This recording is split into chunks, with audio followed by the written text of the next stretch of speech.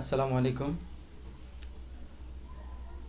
আসলে কয়েকদিন পর্যন্ত যারা আমার প্রতিবাদের লাইভগুলো দেখছেন, শুনছেন, অনেকে অতিষ্ঠ হয়ে গেছেন। অনেকে নানান ধরনের পরামর্শ দিচ্ছেন যে ভাই, এভাবে আপনি একা প্রতিবাদ করলে আপনাকে বিপদের মুখে পড়তে হবে। তা আসলে প্রতিবাদ তো আমরা আজ নতুন করি না। প্রতিবাদ তো আমরা আমাদের জন্মলগ্ন থেকেই শুরু করেছি। অন্যায়ের প্রতিবাদ, অপকর্মের প্রতিবাদ। সত্য এবং মিথ্যার দ্বন্দ্ব চিরস্থায়ী। তো সত্যের সংগ্রাম চলবে অবিরাম, সত্যের সেনানীরা নেবে না কো বিশ্রাম। তো সত্যের সংগ্রাম এটা চলছে এবং চলবে। তো এখন সত্যের সংগ্রাম করতে গিয়ে আমাদের যে বিপদের সম্মুখীন হতে হবে সেটা আমরা জানি। আর বিপদে যে আমরা পড়েছি তা তো সবাই জানে বা দেখেছে।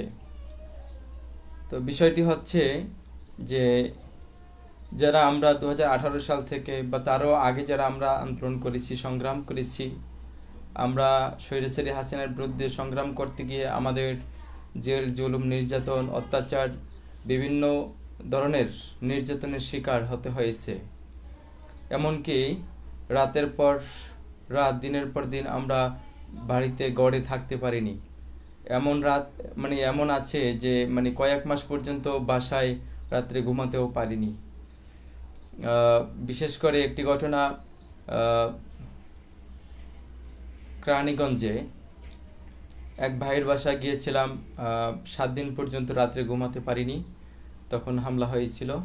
তো কেরানীগঞ্জে যখন গিয়েছিলাম, রাত্রে 1:45 বাজে খাওয়া দাওয়া কমপ্লিট করলাম। 2:30টার দিকে আমরা শুয়ে পড়েছি। 2:30টার দিকে বাসা থেকে বলতেছে যে ভাই, আন্তরিকভাবে দুঃখিত, আপনাকে চলে যেতে হবে। তো আমি হাসি মুখে চলে আসছিলাম সেই পরিবারের সেফটির জন্য। তো এরকমের আমাদের বিপদের সম্মুখীন হতে হবে। এখন আমরা এত বছর সংগ্রাম করেছি একটা ফ্যাসিস্টের বিরুদ্ধে, একটা নৈরাজ্যকর গোষ্ঠীর বিরুদ্ধে, সন্ত্রাসী বাহিনীর বিরুদ্ধে। তো সেই আন্দোলনে লক্ষ লক্ষ মানুষ অংশগ্রহণ করেছে। লক্ষ না, সমস্ত বাঙালি অংশগ্রহণ করেছে। হাজার হাজার মানুষ পঙ্গু হয়েছে, শত শত মানুষ শহীদ হয়েছে,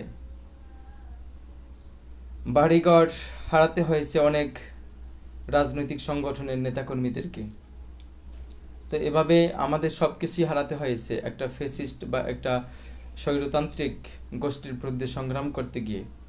তো সেই 5ই আগস্ট যে আমরা আমাদের ছাত্র, শ্রমিক, সাধারণ জনতার মাধ্যমে যে একটা গণ অভ্যুত্থান হয়েছে, যে স্বাধীন হয়েছে এমনটা না, বা একটা বিপ্লব হয়েছে এমনটা না, জাস্ট একটা স্বৈরতান্ত্রিক, একটা গোষ্ঠীতান্ত্রিক অসভ্যতার পতন হয়েছে। তো এখন রাষ্ট্র সংস্কার করার মাধ্যমে ছাত্র জনতা বা সুশীল সমাজ এবং সাধারণ জনগণ অংশগ্রহণ করার মাধ্যমে যদি ভালো অবদান রাখতে পারে, সেক্ষেত্রে একটা বিপ্লব হবে। তবে বিপ্লবের আগে আমরা দেখতে পাচ্ছি শেখ হাসিনার প্রত্যাত্মা যারা আছে বা কুত্তবাহিনী যারা আছে, তারা বিভিন্ন জায়গায় বসে আছে, বিভিন্ন মন্ত্রণালয় এখনও আছে, বিভিন্ন ডিপার্টমেন্টে তারা এখনও আছে। তারা বিভিন্নভাবে ষড়যন্ত্র কৌশল করতেছে, তাদের রুহানি আত্মা দ্বারাও তারা চেষ্টা করে যাচ্ছে। তো যারা শেখ হাসিনার বিরুদ্ধে বা আওয়ামী গোষ্ঠীর বিরুদ্ধে কথা বলেছেন, তাদেরকে নির্যাতিত হতে হয়েছে। আর এখন আওয়ামী লীগের দালাল হয়ে, মদতদাতা হয়ে যারা কাজ করতেছে, তাদের বিরুদ্ধে যে আপনি কথা বলবেন, তাদেরকেও নানানভাবে হয়রানি এবং নির্যাতনের শিকার হতে হবে। এতদিন আওয়ামী লীগের গুন্ডা বাহিনী, ছাত্রলীগ, সন্ত্রাসী লীগ, পুলিশ যারা ছিল, তারা বিভিন্নভাবে হয়রানি করেছে, নির্যাতন করেছে, হামলা মামলা, পথে ঘাটে অত্যাচার, মানুষের কোনো স্বস্তি ছিল না, একদম অস্থিরতা ছিল সমস্ত বাংলা জুড়ে। কোনো মানুষের মনে শান্তি ছিল না, সবসময় একটা আতঙ্ক এবং ভয় কাজ করতো। কিন্তু এখন মনে হচ্ছে যে আমরা বাঙালি, হিন্দু বৌদ্ধ খ্রিস্টান মুসলিম সবাই আপন, কোথাও কোনো ভয় নেই। কিন্তু এখন আবার নতুন করে এই আওয়ামী স্বৈরাচারের যে গোষ্ঠী আছে, তারা বিভিন্ন কৌশলে, আহ, একটা কথা আছে দুষ্ট লোকের মিষ্টি কথা, তো এই মিষ্টি কথা জনগণকে দেখিয়ে সুন্দর সুন্দর কথা বলে আওয়ামী লীগকে বা আওয়ামী লীগের যে তন্ত্র মন্ত্র, এটাকে বাস্তবায়ন করার জন্য তারা উঠে পড়ে লেগেছে। আর এটা আওয়ামী লীগ 17 বছরে প্রতিষ্ঠিত করে গেছে। তো এই 17 বছর যারা রাজত্ব করেছে, তারা তো অতি সহজেই যে একবারে বিলীন হয়ে যাবে, শেষ হয়ে যাবে এমনটা না। আহ, তাদের বিশাল একটা সাম্রাজ্য এখনো আছে এবং তারা তা নিয়ন্ত্রণ করার চেষ্টাও করতেছে। তো সেক্ষেত্রে আহ, আমি কোনো রাজনৈতিক দল বা কোনো নেতার বিরুদ্ধে কথা বলছি না। আহ, আমি আসলে বিপি নুরুল হক নূর সহ আমরা যারা একসাথে আন্দোলন করেছি, কাজ করেছি, এক একটা মানুষের চরিত্র আদর্শ বিভিন্ন রকমের হতে পারে। আহ, আমরা সব মানে যে ভালো তা না। আমরা বিভিন্ন জায়গা থেকে, বিভিন্ন গ্রাম, বিভিন্ন অঞ্চল থেকে আমরা উঠে এসেছি। তো সেক্ষেত্রে এক একটা মানুষের আদর্শ এক এক রকমের হতে পারে। কিন্তু আমি সকলকে বলবো যে আওয়ামী স্বৈরতন্ত্র যেন আবার নতুন করে বাস্তবায়ন হতে না পারে, সেদিকে আমাদের সকলকে দৃষ্টি রাখতে হবে, সচেতন থাকতে হবে। এখন পর্যন্ত আমরা নিরাপদ বাংলাদেশ গড়ে তুলতে পারিনি।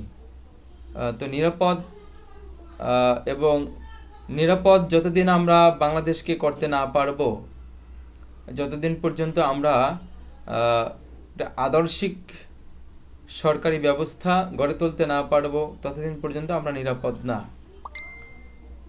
তো এখানে সবাইকে আমি অনুরোধ করছি যে হয়তো আমি বা আপনারা যারা একসাথে আন্দোলন করেছি, আমরা বিভিন্ন ভুল বোঝাবুঝি হয়েছে, বিভিন্ন ভুল করেছি, ভুল হয়েছে, অনেকের লোভ আছে, অনেকের লালসা আছে। সেই জায়গা থেকে যারা ত্যাগী নেতা ছিল, যারা নির্যাতনের শিকার হয়েছে, অত্যাচার, মামলা, জেল জুলুম, রিমান্ড হয়েছে, অনেকেই তারা বিভিন্ন মান অভিমান মতের সাথে বনিবনাত না হওয়ার কারণেই হয়তো চলে গিয়েছে।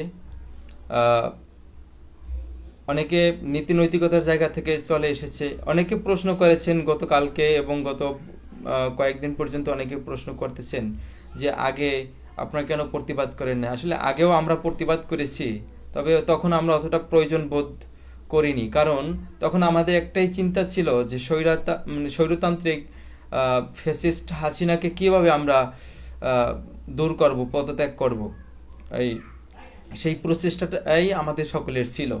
তো যার কারণে আমাদের ভাইদের এই যে ভুল ত্রুটি ছিল ছোটোখাটো, এগুলো নিয়ে আমাদের আলোচনা মানে গভীরভাবে অতটা হয়নি। আলোচনা মানে হয় নাই যে এমনটা না, আলোচনা হয়েছে, তখনও বিভিন্ন মান অভিমান হয়েছে। তো আমাদের একটাই উদ্দেশ্য ছিল যে আমরা কিভাবে আমাদের রাগ মান অভিমান সব কিছু ভুলে গিয়ে আমরা এখন এগুলো ছোটোখাটো বিষয়গুলোকে সামনে না রেখে আমরা সবাই এক হয়ে এই স্বৈরতান্ত্রিক ফ্যাসিস্ট হাসিনাকে কিভাবে আমরা হটাতে পারি, এই গণতন্ত্রকে কিভাবে আমরা ফ্রি আনতে পারি, এটাই আমাদের উদ্দেশ্য ছিল। তো সেটা যখন হয়েছে, তখন যখন এই হাসিনার পতন হয়েছে, তখন আপনারা দেখতে পাচ্ছেন যে অনেক ত্যাগী যারা ছিল তারা এই সুদিনেই কিন্তু তারা চলে গেছে। কারণ কিছু মানুষের ব্যক্তিত্ব আছে, আর এটা ব্যক্তিত্বের অর্জন, সেটা ভালো হতে পারে, খারাপও হতে পারে। সে তার ব্যক্তিত্ব দিয়ে মানুষকে নিজের দিকে কনভার্ট করতে পারে, এরকমের কিছু যোগ্যতা বা দক্ষতা তাদের থাকে। তো এটা দিয়ে তাদের বা তার নিজের একটা প্রভাব বিস্তার করেছে, একটা ক্ষমতা বিস্তার করেছে। তো সেই ক্ষমতাটা একটা ব্যক্তিতান্ত্রিক হয়ে গেছে। তো এটা যখন যারা দেশপ্রেমিক বা যারা দেশের জন্য কাজ করে, আদর্শ নিয়ে রাজনীতি করে, তারা এই জায়গা হয়তো মেনে নিতে পারছে না। আমরা মেনে নিতে পারছি না, যার কারণে আমরা চলে আসছি। তো আমরা বিরোধিতা করছি না, মানুষ পরিবর্তনশীল, মানুষ পরিবর্তন হয়। তো সেই জায়গা থেকে সবাই আলোচনা সমালোচনা করেছেন, সবাইকে আসলে ক্ষমা সুন্দর দৃষ্টিতে দেখে সামনের দিনগুলো কিভাবে আলোক উজ্জ্বল হয়, ভবিষ্যৎ কিভাবে আমরা আমাদের দেশকে সামনের দিকে এগিয়ে নিয়ে যেতে পারি, যাতে দেশের মানুষ আর হতাশার শিকার না হয়, হয়রানির শিকার না হয়, দেশের মানুষ আর যেন কখনো এই তরুণ প্রজন্মের রাজনীতিকে নিয়ে তারা বোঝা যেন মনে না করে। এই দিকে আমাদের সহযোদ্ধা ভাই যারা আছেন, যারা মান অভিমান এখনো করতেছেন, যারা হুমকি দামকি দিচ্ছেন, তাদেরকেও বলছি আপনারা চেষ্টা করেন তরুণ প্রজন্মকে একটা আইডল হিসেবে তৈরি করার জন্য, সকলকেই নেতৃত্ব দেওয়ার যোগ্যতা এবং চারিত্রিক গুণাবলী অর্জন করার মাধ্যমেই এই দেশকে এগিয়ে নিয়ে যাওয়ার একটা শক্তিশালী আদর্শিক সংগঠন হিসেবে তৈরি হোক, সেটা আমরা প্রত্যাশা করি।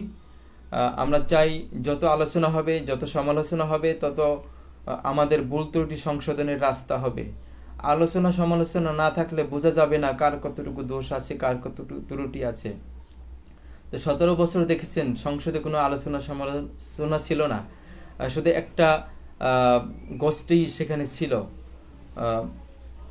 কিন্তু এই 17 বছরের আগে যে সংসদ ছিল সেখানে আলোচনা পক্ষ বিপক্ষ ছিল, কিছুটা হলেও মানুষ কিন্তু সেই গণতন্ত্রের কিছু ভূমিকা দেখতে পারত। কিন্তু 17 বছরে সেটা ছিল না। কাজে আলোচনা সমালোচনা, আমি আপনার দোষ বলবো, আপনি আমার দোষ বলবেন, তার মানে যে আপনাকে মারতে হবে, আমাকে মারতে হবে, গালি দিতে হবে, এটা আসলে তরুণ প্রজন্মের কাছ থেকে এদেশের মানুষ আশা করে না। আমি যার সমালোচনা করছি, বিশেষ করে নুরুল হক নূরের, তো এই নুরুল হক নূরকে তো কখনো দেখি নাই কাউকে মারার হুমকি দিছে বা অকথ্য ভাষায় গালিগালাজ করেছে। সে প্রতিবাদ করেছে, অন্যায় প্রতিবাদ করেছে, শেখ হাসিনাকে নিয়ে প্রতিবাদ করেছে, শেখ হাসিনাকে সে সম্মানও দেখিয়েছে। সে একসময় সাবেক ছাত্রলীগ নেতা ছিল, তারা নাকি আওয়ামী লীগের একটা পরিবারও ছিল। তো সেটা বিশেষ কথা না, কথা সে আওয়ামী লীগের ওই রাজনীতি থেকে বেরিয়ে এসেছে, এটা একটা বড় অবদান দেশের জন্য। তো সেই স্বভাবটা সে যদি পরিবর্তন করে, জোর জুলুমের রাজনীতি বা ভোগের রাজনীতি এটা যদি সে না করে, দেশের মানুষ যে ভালোবাসছিল তাকে, যেভাবে ভালোবাসতেছে আরও তাকে ভালোবাসবে, দেশের মানুষ সম্মান করবে। কিন্তু এই সম্মান হানি হচ্ছে, মানুষ কিন্তু বিশ্বাস আস্থা হারিয়ে ফেলতেছে আস্তে আস্তে। তো এই জায়গাটাকে আমি বলবো সবাইকে, আপনারা ঐক্যবদ্ধ হন। পক্ষ বিপক্ষ আলোচনা সমালোচনা থাকবে, কিন্তু এমন নোংরা পরিবেশ সৃষ্টি করা যাবে না যাতে গণতন্ত্র বা আলোচনা সমালোচনা না থাকে। তো আপনি আমার সমালোচনা করছেন বা আমাকে নিয়ে যারা আলোচনা করতেছেন, মেসেজ দিয়েছেন, কল করেছেন, তার মধ্য থেকে আমি বুঝতে পেরেছি যে হয়তো আমার কিছু ভুল ত্রুটি আছে। আমার যে একদম ভুল ত্রুটি নেই এমনটাও না, তবে আসলে অন্যায় বা অনিয়ম বা স্বেচ্ছাচারিতা এটা আমি একদম সহ্য করতে পারি না, যার কারণেই খুব সহজে আমি এগুলো মেনে নিতে পারছি না। তো রাগ অভিমান ক্ষোভ যদি থাকে তো আমাকে মারতে পারেন, আমাকে আপনারা অকথ্য ভাষায় গালিগালাজ দিতে পারেন, ব্যক্তিগতভাবে দেন, আমি মেনে নিব, অসুবিধা নেই। আর যারা আমাকে মারধর করে আপনাদের অন্তরের জ্বালা নিবারণ করতে চান, তারা প্রেস ক্লাবে চলে আসেন। আমি তো 1 ঘন্টার মধ্যে চলে আসতেছি, রাত্র 8টা পর্যন্ত থাকবে ইনশাল্লাহ। তো আমি চাই সকলের ভালোবাসা বন্ধুত্ব, সেই ভালোবাসা বন্ধুত্বের মাধ্যমে সকলের পারস্পরিক ভ্রাতৃত্ব বন্ধনের মাধ্যমেই আমরা একটি আদর্শিক সুন্দর রাষ্ট্র উপহার দিতে পারবো এই দেশের মানুষকে। রাজনীতির মূল বিষয়বস্তু হলো সমাজ, দেশ এবং রাষ্ট্র, আর রাষ্ট্রের প্রাণ হলো জনগণ। তো জনগণের জন্য রাজনীতি, জনগণের জন্য রাষ্ট্র, কিন্তু জনগণের জন্য রাজনীতি করতে গিয়ে এমন পরিস্থিতি সৃষ্টি করা যাবে না যাতে জনগণের ক্ষতি হয়, জনগণ হয়রানির শিকার হয় বা জনগণ বিরক্ত হয়ে যায়। তো আর আমাদের জনগণের বা আমরা বাঙালি জাতি হিসেবে অনেকটা পিছিয়ে আছি আদর্শ নীতি নৈতিকতার জায়গা থেকে। তো এটা আমাদের একমাত্র রাষ্ট্র ব্যবস্থার অনিয়মের কারণেই ছিল। তো আমাদের তরুণ প্রজন্মের কাছে আবেদন থাকবে, আমরাও চেষ্টা করে যাচ্ছি যেন আমরা শতভাগ আদর্শিক, নৈতিক এবং ধর্মীয় শিক্ষার মাধ্যমে আমরা যেন আমাদের তরুণ প্রজন্মকে বা আগামীর তরুণ প্রজন্মকে আমরা গড়ে তুলতে পারি। আগামীর তরুণ প্রজন্মকে যদি আদর্শিক, চরিত্রবান এবং ধর্মীয় শিক্ষার মাধ্যমে যদি গড়ে তোলা যায়, তাহলে তার কোনো মানুষের ব্যক্তি স্বার্থ থাকবে না। ব্যক্তি স্বার্থ প্রত্যেকটা মানুষের থাকবে, কিন্তু দেশের জন্য ক্ষতি হয়, সমাজের ক্ষতি হয়, রাষ্ট্রের ক্ষতি হয়, এরকম ব্যক্তি স্বার্থ অন্তত যদি মানুষের নীতি নৈতিকতার এবং আদর্শের ধর্মীয় শিক্ষা থাকে, অন্তত এই কাজগুলো মানুষ করে না, যেটা আমরা বহির্বিশ্ব বা অনেক উন্নত রাষ্ট্রগুলোতে দেখতে পাচ্ছি। তো সেক্ষেত্রে আমি আমার তরুণ প্রজন্ম সহযোদ্ধা ভাই ও বোনদের কাছে আবেদন জানাই, আমার সংগ্রামী ভাই ও বোনদের কাছে আবেদন জানাই যে হিংসা, প্রতিহিংসা, রাগ, অভিমান সব কিছু ভুলে গিয়ে আমরা যেন সামনের দিনগুলো সুন্দরভাবে কাটাতে পারি এবং একটা বাংলাদেশের সকল জনগণকে আমরা ঐক্যবদ্ধ করে একটা সাম্যের সমাজ গঠন করে আমরা সামনের দিকে এগিয়ে যেতে পারি, সেই প্রত্যাশা সকলের কাছেই রইল। তবে আলোচনা সমালোচনা হজম করে নেওয়ার মতো শক্তি থাকতে হবে, এটাই হলো গণতন্ত্র। গণতন্ত্র হলো আলোচনা সমালোচনা, পরামর্শ করা, যুক্তি দেয়া, প্রতিবাদ করা, এটা থাকবে স্বাভাবিক। কিন্তু কাউকে অসম্মান যদি আমার দ্বারা হয়ে থাকে তার জন্য আমি আন্তরিকভাবে দুঃখিত। আশা করি যতটুকু করেছি এর মাধ্যমে হয়তো বিপি নুরুল হক নূরের কাছে মেসেজ পৌঁছেছে অলরেডি। রাশেদ খানের সাথে কথা হয়েছে, আরও অনেক ভাইদের সাথে কথা হয়েছে, হয়তো নুরুল হক নূর ভাইয়ের কাছে পৌঁছেছে বিষয়টি। শুধু আমি না, বাংলাদেশে অসংখ্য ছাত্র অধিকার, যুব অধিকার, শ্রমিক অধিকার, প্রবাসী অধিকার পরিষদ বা গণ অধিকার পরিষদের অসংখ্য ত্যাগী নেতাকর্মীরা চলে গেছে। অনেকে নূর বা ফারুক হাসান, তারেক রহমান, আতাউল্লাহ, মঞ্জুর মোর্শেদ, রাশেদ খান, এদের সবার সাথে আমরা ঐক্যবদ্ধ হয়েছিলাম এই তরুণ প্রজন্মের হাতকে শক্তিশালী করে স্বৈর শাসককে হটানোর জন্য। তো এটা যখন হয়ে গেছে তখন অনেকে চলে গেছে, আবার অনেকে শান্ত হয়ে গেছে, অনেকে নিজের নীতি নৈতিকতার জায়গা থেকে অনুভব করছে যে এখন আমার আন্দোলনের আর প্রয়োজন নেই, যখন আবার আন্দোলনের প্রয়োজন হবে তখন আবার রাজপথে জীবন দেওয়ার জন্য প্রস্তুত আছি। এভাবে অনেকে আছে, আবার অনেকে আছে পেশাগতভাবে রাজনীতি করে। তবে আমি বলবো পেশা কোনোদিন রাজনীতি হতে পারে না, দেশপ্রেম হলো রাজনীতি। তো কর্মের জন্য, রুজির জন্য যে কোনো একটা ব্যবসা বা কর্ম থাকবে, আর সেই কর্মের মাধ্যমেই নিজের জীবিকা অর্জনের চেষ্টা আমাদের সকলের থাকবে। আর রাজনীতি হবে ইমানি দায়িত্ব, দেশপ্রেম, দেশ রক্ষার জন্য, আমার এবং আমার পরিবারের, আমার দেশের নাগরিকদের বসবাসের জন্য একটা আদর্শিক, সুন্দর, সুশৃঙ্খল পরিবেশ বজায় রাখার জন্য, সৃষ্টি করার জন্যই মূলত রাজনীতি করা। তো সেই জায়গা থেকে যে আমাদের সাম্য, মানবিক মর্যাদা এবং সামাজিক সুবিচার এগুলো যেন বজায় রাখতে পারি আমরা, সেই পরামর্শ আপনাদের কাছেও আমি চাচ্ছি এবং আপনারাও সেটাকে প্রতিষ্ঠিত করেন।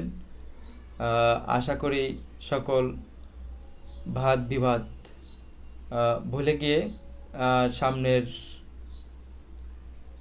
নেতৃত্ব যেন আলোকিত নেতৃত্ব হয়, সেই প্রত্যাশাই ব্যক্ত করছি। আর যারা ক্ষোভ আছে, রাগ, অভিমান আছে, তারা আসতে পারেন, অসুবিধা নেই। কারণ 19টি বছর নির্যাতনের শিকার হয়েছি, হামলা মামলা শিকার হয়েছি, ব্যবসা বাণিজ্য, পরিবার সবগুলো হারিয়েছি। এখন পর্যন্ত বাড়িতে যাচ্ছি না, বা সেই যাওয়ার পরিবেশ তৈরি করতে পারিনি। ব্যবসা বাণিজ্য হারিয়েছি, অনেক শরীরে আঘাতও আছে। যারা একসাথে আন্দোলন করেছি অনেকে দেখেছে, অনেকে জানে, হয়তো যারা চিনে না, হয়তো আহ, আমাদের স্বভাব যে সামনের কাতারে গিয়ে রাজনীতি করতে হবে, ঠেলাঠেলি ধাক্কাধাক্কি কইরা, আমাদের এই স্বভাব না। আহ, আসলে চেষ্টা করেছি সব সময় পিছন থেকে নেতৃত্ব দিয়ে কিভাবে আন্দোলনকে ত্বরান্বিত করা যায়, সামনের দিকে বেগবান করা যায়, সেই চেষ্টাই ছিল, সেভাবেই কাজ করেছি। আহ, আজকে আহ, কষ্ট হয় না, দুঃখ হয় না, নিজেকে মাঝে মাঝে কিছুটা অপরাধী মনে হয়।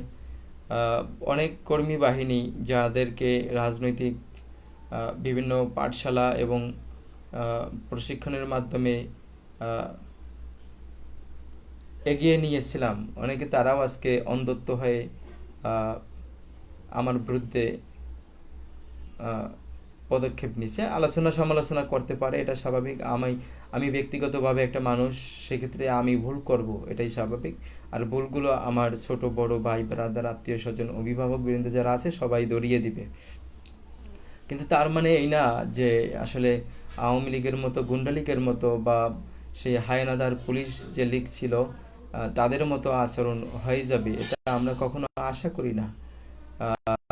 আমার তরুণ প্রজন্ম, ছোট ভাই ব্রাদার যারা আছেন, আমি তাদেরকে সম্মান করি, সম্মানের সাথেই বলি। আমাকে অনেকে বলে যে ভাই আপনি তো আমাদের অনেক সিনিয়র, তো আপনি আমাদেরকে একসময় তুই বলতেন, তারপরে তুমি বলতেন, এখন আপনি কেন বলেন? তো আমি সবসময় বলি যে আপনি এখন মেসোইট, আপনি এখন এদেশের একজন যোগ্য নাগরিক, আপনাকে আমার সম্মান দিতে হবে।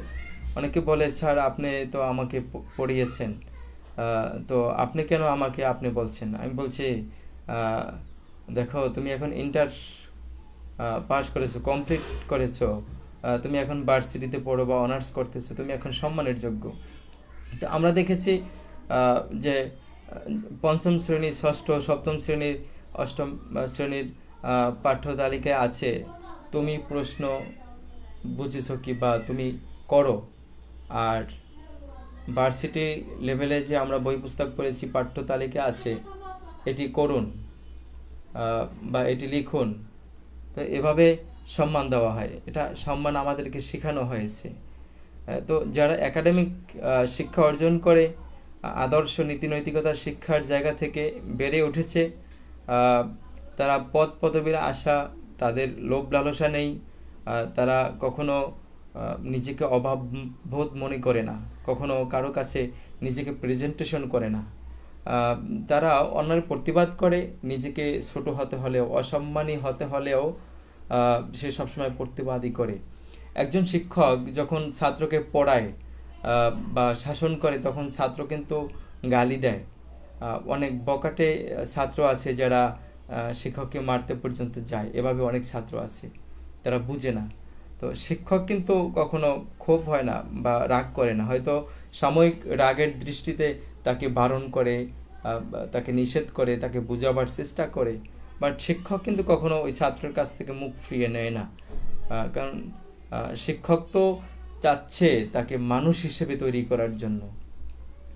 তো একটা মানুষ কখন ভালো মানুষ হবে? যখন একটি আদর্শিক শিক্ষা পাবে, নীতি নৈতিকতার শিক্ষা পাবে, তখন সেই মানুষগুলি ভালো হবে।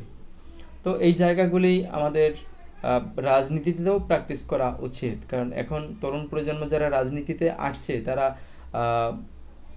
শতকরা 70%, আমি যেটা দেখছি শতকরা 70% শিক্ষিত, 40% ভার্সিটি পড়ুয়া ছাত্র আমার সহযোদ্ধা ভাই বোনেরা, আর বাকি 50%-এর ভিতরে প্রায় 20% ইন্টার এসএসসি কমপ্লিট, আর বাকি 30% যারা আছে তারা হয়তো স্বাভাবিকভাবে সাধারণ মানুষ। তো যারা ভার্সিটি এবং এসএসসি এইচএসসি যারা কমপ্লিট করেছে, তাদের মাধ্যমেই কিন্তু যারা সাধারণ মানুষ আছে তারা তাদের আদর্শ দেখে, তাদের চরিত্র দেখে, তাদের চলাফেরা দেখে কিন্তু ভালো হয়ে আসবে, ভালো পথে আসবে। তো এখন আমরা দেখতে পাচ্ছি যে আমাদের দেশে যত অন্যায়, অনিয়ম, দুর্নীতি, চুরি ডাকাতি, বদমাশি, লুণ্ঠন, খুন গুম, এগুলো কিন্তু সব এই ভার্সিটির এবং শিক্ষিত পোলাপানরাই করে। কেন করে? কারণ এই সচিবালয়, এই মন্ত্রণালয় যারা দায়িত্ব পালন করে তারা কিন্তু সবাই ভলিউম ভলিউম বই পড়ে শিক্ষা অর্জন করে ওখানে গিয়েছে, অনেকে বিসিএস ক্যাডার হয়েছে। কিন্তু এই শিক্ষিত মানুষগুলো কিভাবে মানে চরিত্রহীন কাজ করে? তো এই জায়গা থেকে আমরা একটাই বিষয় উপলব্ধি করতে পারি, সেটা হলো নীতি নৈতিকতার শিক্ষা, ধর্মীয় শিক্ষা আমাদের মধ্যে না থাকার কারণেই সেই শিক্ষিত মানুষগুলো শয়তানে রূপান্তরিত হয়েছে। কিন্তু শয়তানের অনেক শিক্ষা ছিল, তারপরেও সে কেন শয়তান ছিল? তার কারণ হয়েছে তাদের ভিতরে নীতি নৈতিকতার আদর্শের শিক্ষা ছিল না। তো আমার তরুণ প্রজন্ম ভাই ও বোনেরা, সহযোদ্ধা ভাই ও বোনেরা, সকলকে বলবো, আপনারা অনেকেই মেসোইড, অনেকেই শিক্ষিত, অধিকাংশই ভার্সিটি থেকে পড়াশোনা করেছেন, এইচএসসি কমপ্লিট করেছেন। তো আমরা যেন আমাদের রাগ, অভিমান, ক্ষোভ সব কিছু ভুলে গিয়ে আমরা যেন সামনের দিনগুলো আলোকিত এবং আমাদের ভবিষ্যৎ রাষ্ট্রকে উজ্জ্বল করতে পারি, সেই প্রত্যাশা নিয়ে যেন আমরা পথ চলি। আমরা একসাথে পথ চলেছি, একসাথে কাজ করেছি, অনেক অভিমান আছে, অনেকের ক্ষোভ আছে, সব ক্ষোভগুলো ভুলে যাই। আবারও আমি বলছি, অনেকে বলছেন যে আগে এগুলো কেন বলেননি। আগেও আমাদের পার্টি অফিসে এগুলো প্র্যাকটিস করেছি, বলেছি, তখন এটাকে অতটা মূল্যায়ন করা হয় না। কারণ আমাদের একটাই সবার উদ্দেশ্য ছিল যে ফ্যাসিস্টকে কিভাবে তাড়িয়ে আমরা আমাদের দেশকে মুক্ত করতে পারি। তো এটা যখন আমরা সফল হয়েছি, তখন অনেকে নীতি নৈতিকতার জায়গা থেকে অনেকে থাকতে পারছে না। এক একটা মানুষের এক একটা আদর্শ, নীতি নৈতিকতা, সবার আদর্শ, সবার মন মানসিকতা সবার যে পছন্দ হবে এমনটা না। তো আমি আবারও বলছি, যেন আমরা সামগ্রিকভাবে সবার আলোচনা সমালোচনা করি ভালোর জন্য, উন্নতির জন্য, আদর্শের জন্য, দেশের কল্যাণের জন্য। যেন কারো প্রতি ক্ষোভ, ওই ছাত্রলীগের মতো, গুন্ডালীগের মতো, স্বৈরাচার খুনি হাসিনার মতো, এবং যারা তাণ্ডব চালিয়েছে, এক মাস আগেও বা 1.5 মাস আগে যে পুলিশের যে তাণ্ডব ছিল, যে আচরণ ছিল, মানুষ যে ভয় ছিল এবং তাদের যে ভয়ানক একটা রূপ ছিল, আজকে কিন্তু সেটা নেই। তো রাষ্ট্র ব্যবস্থা যদি ভালো হয়ে যায়, তো আমাদের দেশের জনগণ সবাই স্বস্তি পাবে, শান্তি পাবে। তো শান্তির জন্য রাজনীতি, আবারও বলছি, রাজনীতির মূল বিষয়বস্তু হলো সমাজ, দেশ এবং রাষ্ট্র, আর রাষ্ট্রের প্রাণ হলো জনগণ। তো জনগণের মাঝে অশান্তি সৃষ্টি আমরা করব না। আমরা যারা রাজনীতি করি, অনেকেই মেসোইড, আমি মেসোইড যারা আছেন বা যারা শিক্ষিত বা যারা অ্যাক্টিভ, যারা আদর্শিক নীতি নৈতিকতার জায়গা থেকে রাজনীতিকে লালন করেন, স্বপ্ন দেখেন আমাদের দেশকে সামনের দিকে এগিয়ে নিয়ে যাব, দেশকে আলোকিত করব, একটি আদর্শিক রাষ্ট্র হিসেবে আমরা উন্নীত করতে চাই। তো আমি তাদেরকে বলবো যে আপনারা পাঠশালা, রাজনৈতিক কর্মশালা গঠন করার মাধ্যমে অন্তত প্রতি মাসে 4টা ট্রেনিংয়ের চেষ্টা করেন, যেটা আমি বাস্তবায়ন করার চেষ্টা করেছিলাম 2020-এর দিকে। আমি কয়েকটা প্রোগ্রামও করেছিলাম, অনেকে সাপোর্ট করেছিল, কিন্তু তখন আন্দোলন সংগ্রাম করার কারণে অতটা সফল হয়নি। তো যারা আছেন তারা আপনারা রাজনৈতিক কর্মশালা, পাঠশালা গঠন করুন। পাঠশালা গঠন করার মাধ্যমেই কিন্তু আমরা শিক্ষিত হব। আসলে আমরা অনার্স মাস্টার্স কমপ্লিট করেছি, যারা নিজেকে ভাবছি যে আমি অনেক জ্ঞানী, আসলে যদি একটু ভাবি, একটু চিন্তা করি, যে ধরেন আমরা ছোটোবেলায় কোরআন শরীফ পড়েছি, অনেকে ধরেন 1 বছর বা 2 বছর না পড়ার কারণে, প্র্যাকটিস না থাকার কারণে সেই সূরাগুলো ভুলে যাচ্ছে। বা আমরা অনেক সময় কবিতা পড়েছি, গল্প পড়েছি, আমাদের প্র্যাকটিস না থাকার কারণে আমরা সেগুলো ভুলে গিয়েছি। তো ঠিক যদি আমরা আমাদের রাজনৈতিক অঙ্গনে আমরা আদর্শ, ধর্ম, নীতি নৈতিকতা এবং রাষ্ট্র গঠন করার জন্য কি যোগ্যতা থাকতে হবে, নেতৃত্ব, আনুগত্য, নেতৃত্বের গুণাবলী, আনুগত্যের যে গুণাবলী, আনুগত্য কেন করতে হবে, নেতৃত্ব কে দিবে, কারা কিভাবে দিবে, এগুলো যদি আপনারা কর্মীদের মাঝে বাস্তবায়ন করতে পারেন, তাহলে কখনো নোংরা পরিবেশ তৈরি হবে না। এই দেশের মানুষ বুক ভরা আশা ছিল যে এই তরুণ প্রজন্ম যেটা একটা দল গঠন হয়েছে, ভালো কিছু উপহার দিবে। আমরা এখনও আশাহত না, হয়তো আলোচনা সমালোচনা, বিরুদ্ধাচরণ এই জন্য করছি যে হয়তো আলোচনা সমালোচনার মাধ্যমেই হয়তো ভুল ত্রুটিগুলো উপরে চলে আসবে। উপরে যখন চলে আসবে তখন সব কর্মীরা যখন এটা নিয়ে বসবে, আলোচনা করবে, সমালোচনা হবে, তখন হয়তো ব্যক্তি পরিবর্তন হতে বাধ্য হবে। তো দেখেন, কুক্ষিগত করে রেখেছিল একটা মানুষ 17 বছর পর্যন্ত। তো একটা মানুষের কারণে কিন্তু সেই দলের লক্ষ্য বা শত শত যে গুন্ডা বাহিনী ছিল সব কিন্তু শেষ হয়ে গেছে। ঠিক আপনি বলেন, আমি বলি, যারাই বলেন, যদি আমরা আমাদের কারো ব্যক্তিগত অসৎ উদ্দেশ্য থাকে, যদি আমাদের মাঝে নীতি নৈতিকতার, আদর্শের, ধর্মীয় শিক্ষার এবং জবাবদিহিতার জায়গা স্বচ্ছ থাকে, 100% নিশ্চিত করা যায়, গণতন্ত্র প্র্যাকটিস থাকে, তাহলে দেখা যাবে যে ব্যক্তি অন্যায় করলেও সে ওই জায়গায় আর থাকতে পারবে না। সে অন্তত তার অন্যায় ছাড়তে বাধ্য হবে। তো এটা অন্তত আপনারা করেন। আর যারা বিরোধিতা করছেন, করেন, আমার সমালোচনা করেন আমাকে ভুল শোধরাবার জন্য। আমিও ভুল শোধরাবার জন্য আলোচনা করছি। বাট আমি কিন্তু কাউকে বকা দিচ্ছি না। আমি আমি কোনোদিন দেখি নাই যে বিপি নুরুল হক নূর বা রাশেদ খান কাউকে বকা দিয়েছে। নূর অনেক মার খেয়েছে, আমরা অনেক মার খেয়েছি। সেই শাহবাগের ঘটনা মনে আছে, মোদি বিরোধী আন্দোলনে আতাউল্লাহ ছিল, মোল্লা রহমাতুল্লাহ ছিল, বনিয়ামিন ছিল, যারা একসাথে আমরা চলছি। তো সেই পুলিশের লাঠি চার্জে আমরা পাড়ার তলে পড়েছিলাম। তো তখন কয়েকজন গ্রেপ্তারও হয়েছিল। তো তখনও কিন্তু আমাদের কোনো নেতাকর্মী কাউকে আক্রমণ করেনি, পাল্টা জবাব দেয়নি। তো তারপরে বেপিকে যখন মারা হয়েছিল, বেপি কিন্তু বলছিল যে আমি অন্তত আমার একটা ঘুষি মারারও তো শক্তি ছিল, আমি তো কাউকে মারিনি, বা আমি তো কাউকে গালিও দেইনি, বকাও দেইনি। তো এরকমের একটা মানুষ রাজনীতি করে, সে হয়তো ভুল ত্রুটি তার থাকতে পারে, ভুল ত্রুটি হতে পারে, নেতৃত্ব দিতে গিয়ে অনেক কথা বলতে গিয়ে অনেক ভুল হবে, এটাই স্বাভাবিক। কিন্তু তার সমালোচনা আমরা করব, আপনি করবেন, বা অন্য পজিশনে যারা আছে তারা করবে, ভালোর জন্যই তো করবে। কিন্তু আমার কিছু সহযোদ্ধা ভাইরা যেভাবে গালি দিচ্ছেন, বকা দিচ্ছেন, মেরে ফেলার হুমকি দিচ্ছেন, এটা আমি মনে করি না যে এটা ভালো কিছু আমাদের রাষ্ট্রের জন্য হবে। তো এটা পরিহার করতে হলে পরিহার হবে, মানে বর্জন করা সম্ভব হবে যখনই আমাদের রাজনৈতিক অঙ্গনে বা রাজনৈতিক দলগুলোর মধ্যে পাঠশালা গঠন করা হবে, প্র্যাকটিস ট্রেনিংয়ের ব্যবস্থা করা হবে।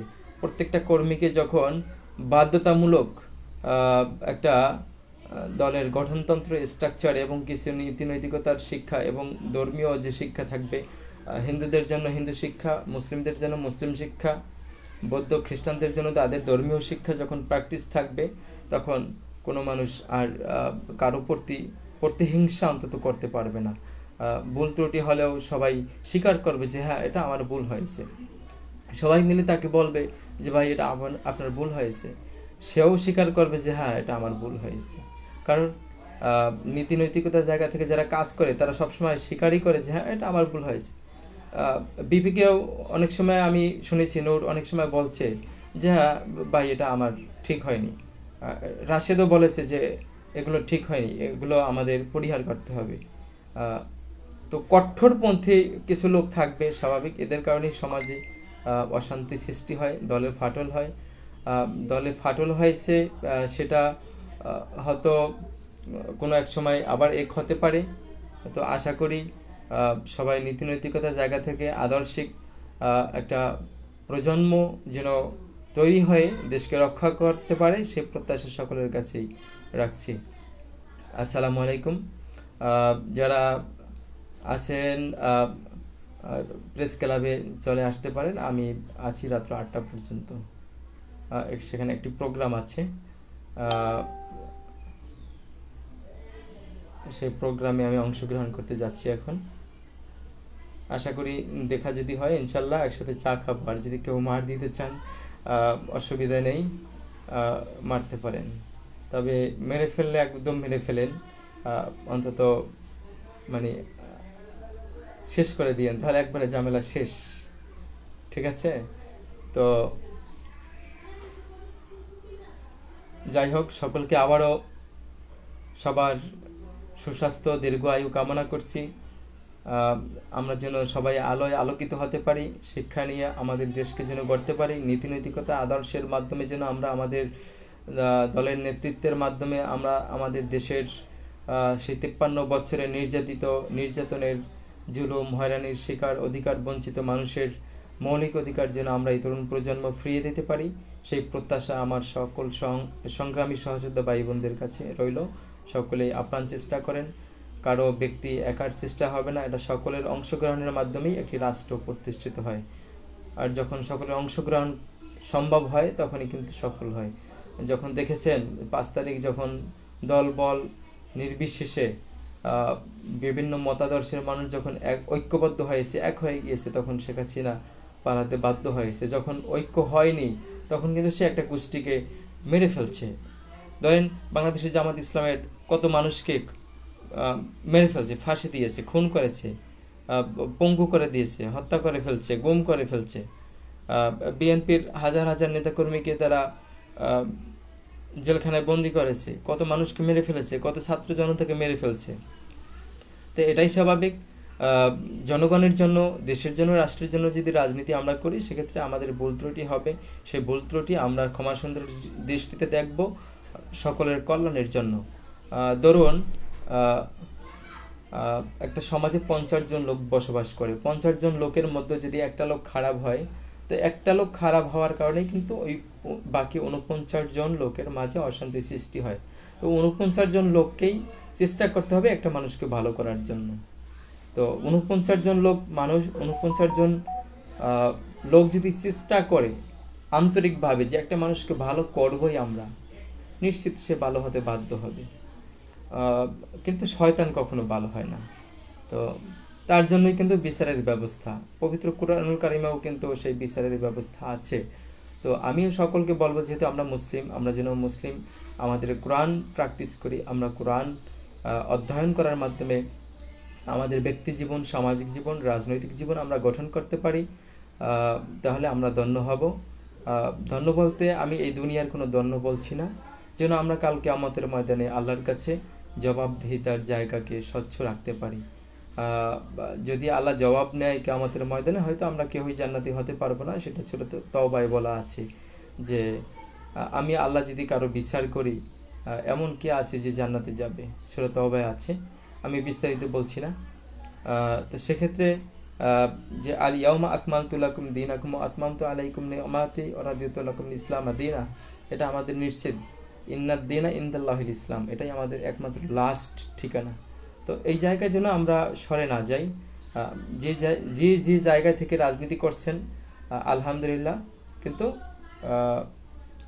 আমরা চেষ্টা করব যেন আমাদের জবাবদিহিতা 100% থাকে, আমাদের মাধ্যমে যেন কারো ক্ষতি না হয়। আলোচনা সমালোচনা আমরা করব। আমি মনে করি, আমি বিভিন্ন পার্টির প্রোগ্রামে আমি বলেছি যে আমরা এমন একটা রাষ্ট্র চাই যেখানে মানে প্রধান দল, বিরোধী দল, শত্রু, চোর, ডাকাত সবাই এক টেবিলে বসবে, এক টেবিলে খাইবে এবং আলোচনা সমালোচনা হবে। আলোচনা সমালোচনার মাধ্যমে চোর ভালো হয়ে যাবে, ডাকাত ভালো হয়ে যাবে, আবার সেই ডাকাতকে সে কাঁধে তুলে নিবে। কারণ ডাকাত যদি ভালো হয়ে যায়, তার স্বভাব চরিত্র যদি পরিবর্তন হয়ে যায়, তাকে আমরা কেন ঘৃণা করব? তো মানুষ পরিবর্তনশীল, মানুষ পরিবর্তনের সুযোগ করে দিতে হবে রাষ্ট্রকে। আর সেই রাষ্ট্র গঠন করার জন্য যারা রাজনীতি করছেন তাদেরকে আগে যোগ্য ব্যক্তি হিসেবে নীতি নৈতিকতা এবং ধর্মীয় মূল্যবোধের ভিত্তিতে আমাদের গড়ে উঠতে হবে। ঘোরামি, উগ্রভাব এগুলো আমাদের পরিহার করতে হবে। কঠোরপন্থী আমাদের হওয়া যাবে না, কঠোরপন্থী আদর্শবাদী হতে হবে, যে আমার জীবন চলে যাবে, আমি আদর্শ থেকে বিন্দু মাত্র আমি চলে যাব না। তো ঠিক আছে, সকলকে ধন্যবাদ। যারা আমাকে পরামর্শ দিয়েছেন, অনেকে পরামর্শ দিয়েছেন, বিশেষ করে রাশেদ ভাইয়ের সাথে কথা হয়েছে, আরও অনেক সিনিয়র নেতৃবৃন্দের সাথে কথা হয়েছে। আলহামদুলিল্লাহ, রাগ অভিমান আমার আগেও ছিল না, এখনও নেই। তবে আমি সমালোচনা করছি, আমি তাদেরকেও বলছি যে আমি সমালোচনা করছি, শুধু আমি চাই পরিবর্তন। কারণ অনেক কষ্টে অনেক ত্যাগের বিনিময়ে একটা তরুণ প্রজন্মের রাজনীতি গড়ে উঠছে। আমি যদি সেই তরুণ প্রজন্মের সাথে রাজনীতি নাও করতে পারি, তরুণ প্রজন্ম, আমি ওই রাজনীতির কারিগরের একটা অংশ ছিলাম। তো সেই হিসেবে এই রাজনৈতিক দলটা যখন নেতৃত্ব দিয়ে দেশকে এগিয়ে নিয়ে যাবে, সেটা দেশের মানুষ তার ফল ভোগ করবে। তো আমিও তো একটা দেশের মানুষ। সেই হিসেবে আমি আশাবাদী যে তরুণ প্রজন্মের রাজনীতি অনেক ভুল বোঝাবুঝি হবে, যেন সবাই এক টেবিলে বসে, সবাই যেন স্বচ্ছতার জায়গা, জবাবদিহিতার জায়গা 100% নিশ্চিত করে সামনের দিকে এগিয়ে যেতে পারে, সেই প্রত্যাশা সকলের কাছে রাখছি। আসসালামু আলাইকুম।